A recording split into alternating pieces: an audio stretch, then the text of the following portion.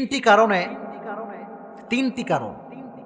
এমন তিনটি কারণ যে তিনটি কারণে আমরা মৃত্যুর নিকটবর্তী হয়ে যাচ্ছি, মৃত্যুর কাছে আমরা চলে আসছি, কিন্তু আমাদের কোনো ধারণাই নাই। স্পেশালি ইয়াং পিপল, যুবক যুবতীরা এই তিনটা কাজ খুব বেশি করে। আর এই তিনটি কাজ এমন যেটা আপনার হায়াতের তাপমাত্রা কমিয়ে দেয়, শারীরিক অবস্থায় খারাপ করে দেয়। আগেই পড়েন আল্লাহ যেন আমাদেরকে এই অবস্থার থেকে বাঁচায় দেয়, পড়া আমিন। এক নাম্বার কারণটা হচ্ছে অতিরিক্ত ঘুম। অতিরিক্ত কি? ঘুম। এখন যুবকরা রাতের বেলা ঘুমায় 4টার সময়। কটার সময় ঘুমায়? আর ঘুম থেকে উঠে সকাল 12টা 1টার সময়, চিল্লা এখন ঠিক না? আর আব্বা কয় যে আব্বা ওঠো, মা বলে মা ওঠো। কি যে রাগ দেখায় আব্বা আম্মার উপরে, বলে তোমাকে কি কোনো কাজ কাম নাই? আমি ঘুমালে তোমাদের ডিস্টার্ব করতে, তোমাদের কোনো কাজ কাম নাই? এরকম যুবক আছে না নাই? হ্যাঁ যুবক শোনো, অতিরিক্ত ঘুম এটা তোমার হায়াতকে কমিয়ে দেয়, এটা তোমার জীবনের অবস্থাকে স্বাভাবিক থেকে অস্বাভাবিক করে যায়, ঠিক কি না? সায়েন্স বলছে রাত যারা জাগে এই রাত এর 1 ঘন্টা ঘুম সকালের 5 ঘন্টা ঘুমের সমান। সুবহানাল্লাহ। এর কারণটা হচ্ছে ওয়াজআলনাল লাইলা লিবাসা ওয়াজআলনান নাহারা মাআশা। আল্লাহ বললেন রাতকে আমি বানিয়েছি ঘুমের জন্য, আর সারা রাত যুবকরা রাতের বেলা প্রেম করে, ফেসবুকিং করে, চিল্লাই কোন ঠিক কিনা? রাতটা হচ্ছে ঘুমের জন্য। সকলে ঘুমাবেন তো ইনশাআল্লাহ। আর মনে রাখবেন যারা রাত জাগে বেশি তাদের ভিতরে সুইসাইড করার প্রবণতা বেশি। The most beautiful country in the world, পৃথিবীর সবচেয়ে সুন্দর জায়গা। অনেক যুবকের স্বপ্ন বউকে নিয়ে হানিমুনে সুইজারল্যান্ড যাবে, ঠিক কিনা?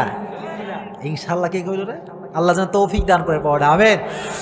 সুইজারল্যান্ডে আত্মহত্যার তাপমাত্রা খুব বেশি। ইভেন সুইজারল্যান্ডে একটা মেশিন বের হয়েছে, মানুষ নিজ ইচ্ছে আত্মহত্যা করবে, নাউজুবিল্লাহ পড়েন।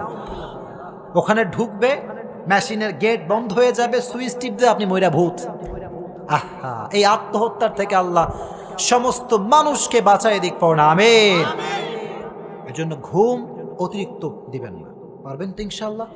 সীমিত আকারে, হয়তো 6 ঘন্টা, সবচাইতে বেশি 8 ঘন্টা। সায়েন্স বলছে যার অতিরিক্ত তাপমাত্রায় ঘুম যে বেশি ঘুমাবে তার শারীরিক অবস্থা ঠিক থাকবে না, ঠিক কিনা? তাপমাত্রার বাইরে কখনো ঘুমানো যাবে? 1 নাম্বার। 2 নাম্বার কারণটা হচ্ছে এখন আমরা খাই বেশি বেশি, ঠিক কিনা?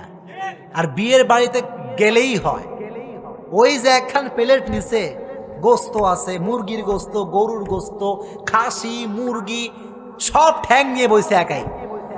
হে ক্যা হুয়া, আজ মারেঙ্গে তো মারেঙ্গে লেকিন সব খাকে যায়েঙ্গে। আছে না নাই? না, বিয়ের বাসাতে গিয়ে কিন্তু অতিরিক্ত মাত্রায় খাওয়া যাবে না, ঠিক কিনা?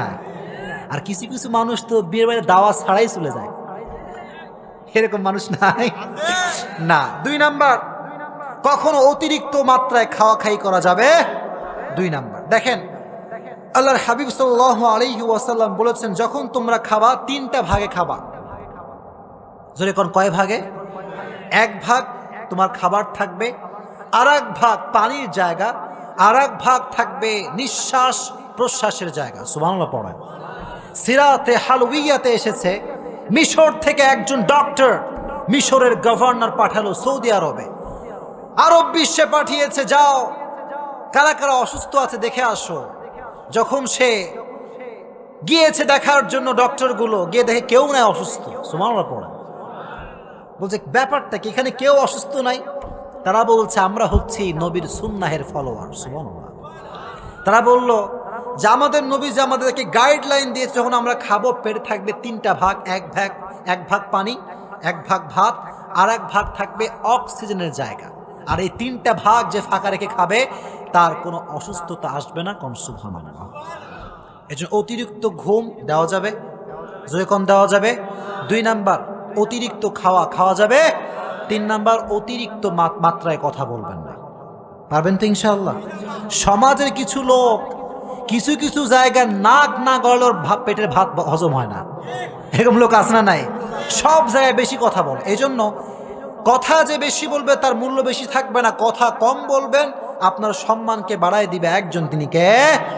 কথা কম বলবেন, অলওয়েজ কথা কম কাজ বেশি, ঠিক কিনা?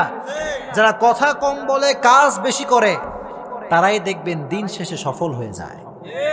আর যারা খালি পটর পটর পটর পটর করে, কাজের বেলায় কোনো খবর নাই, তারা কখনো জীবনে সফল হতে পারে না। চিল্লায় কোন, ঠিক কিনা? এজন্য আজ থেকে অতিরিক্ত মাত্রায় ঘুম দেওয়া যাবে, 2 নাম্বার অতিরিক্ত খাওয়া যাবে, 3 নাম্বার অতিরিক্ত মাত্রায় কথা বলা যাবে। আল্লাহ যেন সবাইকে এই 3টা কাজ থেকে বাঁচায় দিক, পড়েন আমিন।